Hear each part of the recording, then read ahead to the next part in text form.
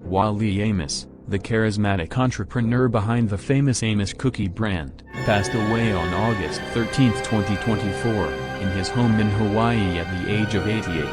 His death marked the end of a life filled with creativity, perseverance, and a passion for spreading joy, both through his cookies and his commitment to literacy and education. Amos's story is one of remarkable achievements, marked by ups and downs, but his legacy continues to inspire entrepreneurs and advocates for education alike. Early life and career beginnings. Born in Tallahassee, Florida, on July 1, 1936, Wallace Wally Amos Jr. faced many challenges in his early life. His parents divorced when he was a child, leading him to move to New York City with his aunt, Della Bryant, who became a significant influence in his life. It was Della who introduced Amos to baking, a skill that would later make him famous. Amos joined the Air Force after high school, serving from 1954 to 1957. Upon his return to civilian life, he moved to New York City, where he started working in the mailroom at the prestigious William Morris Agency.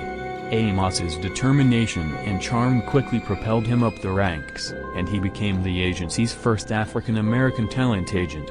He represented some of the biggest names in the entertainment industry, including Simon and Garfunkel, The Temptations, and Marvin Gaye. Despite his success in this field, Amos always felt a pull toward another passion, baking. The birth of famous Amos. Amos's love for baking was more than just a hobby, it was a way to connect with people. He often baked chocolate chip cookies using a recipe that had been handed down through his family.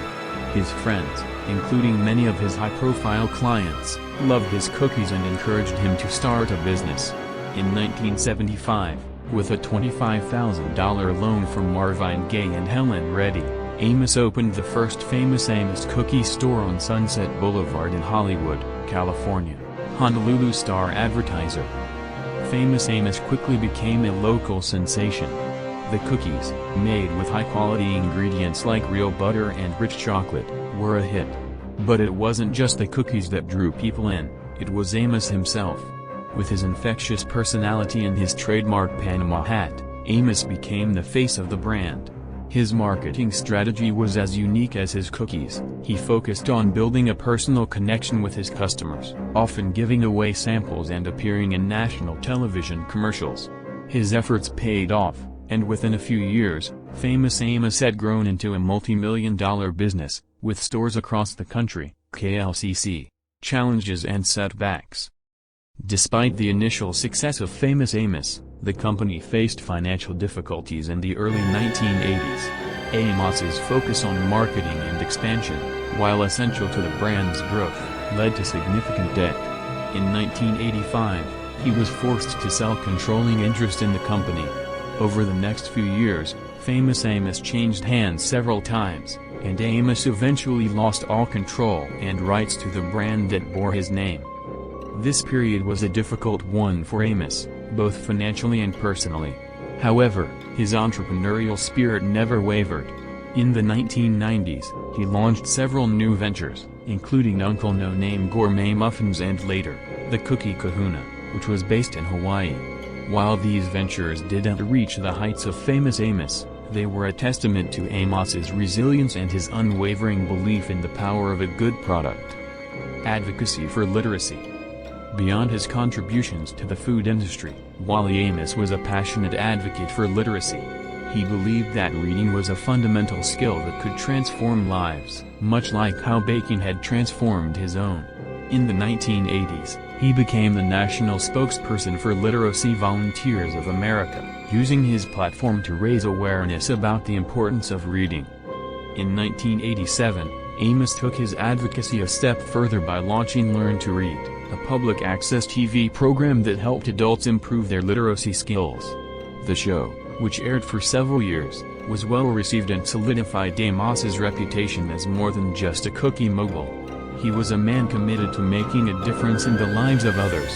Honolulu Star advertiser. Life in Hawaii in later years. In the mid-1970s, around the time he started Famous Amos, Wally Amos visited Hawaii for the first time.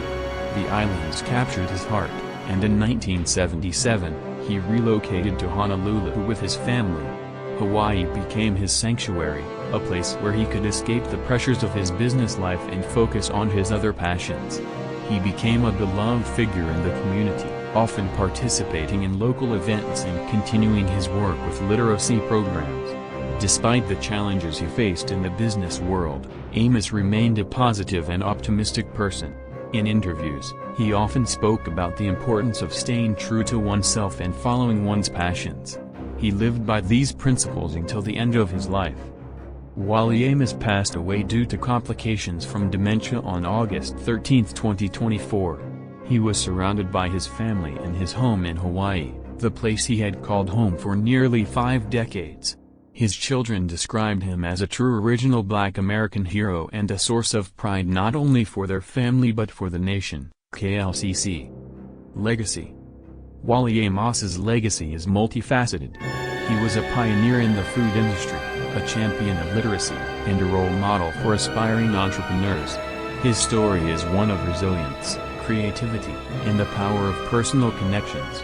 Famous Amos cookies are still enjoyed by millions of people worldwide, a lasting testament to the brand he built from scratch. But perhaps more importantly, Amos's work in promoting literacy has had a lasting impact on countless lives, helping to break the cycle of illiteracy and open doors to new opportunities. As we remember Wally Amos, we are reminded that success is not just about financial gain or fame. It's about the impact we have on others and the legacy we leave behind. Wally Amos's life was a testament to the idea that with passion, perseverance, and a little bit of sweetness, we can all make the world a better place.